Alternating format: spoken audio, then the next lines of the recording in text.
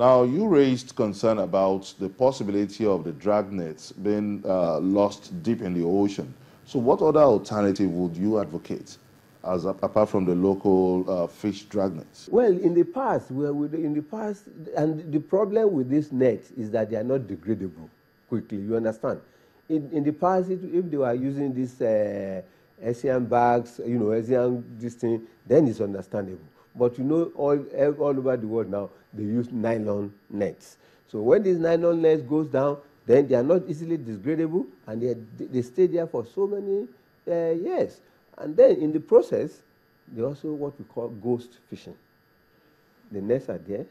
The fish are also being caught by that net inside, and whereas, so that's what we call ghost fishing. So it's also destroying the resources, because the ocean is our heritage. That is where we get our food, and we must be very careful. And for us to continue to harvest effectively from the ocean, we must keep that ocean, clean. We must keep it healthy. We must ensure that the creatures inside are also, ensure that they get all the necessary nutrients that are required inside the ocean. So that is why the theme of this particular Ocean Day is Healthy Ocean, Healthy Planet. How healthy is our ocean? Well, relatively, we can say our ocean is healthy because you find out that except for occasional oil spills that we encountered, but at the end of the day, we also know that a lot of industrial activities are not so much because of this economic meltdown. Because again, a healthy ocean is directly or indirectly effluent from industry. One thing you should realize is that the pollution that happens in the ocean, right? It's not necessarily that somebody just go to the ocean to go and dump something. But that pollution that is happening there can start from even the fresh water. For example, the people who are in the textile industry in the Express Road, Apapa, all these places, their effluent goes into the water. That water, one way or the other, finds its way into the ocean. The people that dump all these things in Ido, the lagoon, that effluent, one way or the other, finds its way into the ocean. That connection is there. That connection is there. So, and that is why we're saying that, yes, fair enough, except occasional spills that is so dangerous to the survival of the fish.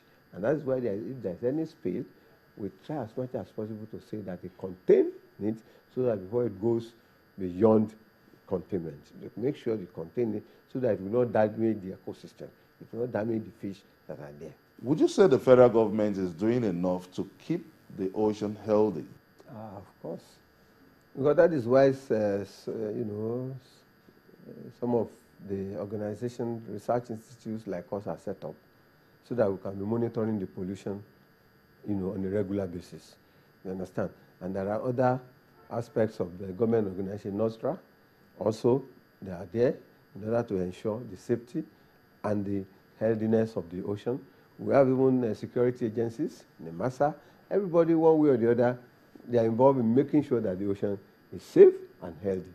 But particularly our institute, we have a department that is just essentially to monitoring the pollution of the ocean. So, in effect, federal government is doing very wonderfully well to ensure that we have a healthy ocean. A healthy ocean that will produce a healthy fish and fishes product for us to eat. Tell us, how can we boost fish production in Nigeria? One is to look into aquaculture. And thank God, Nigerians are now embracing aquaculture. Okay? They are embracing aquaculture seriously now. So that is one way of bridging the gap. Already aquaculture is already bridging the gap. Because 10 years ago, production from aquaculture is only about 25,000 metric tons, right? But now, aquaculture can boast of about 250,000 metric tons of fish per year. That is because a lot of people are now going into catfish farming and tilapia. So aquaculture is our surest way now of bridging this gap between demand and supply.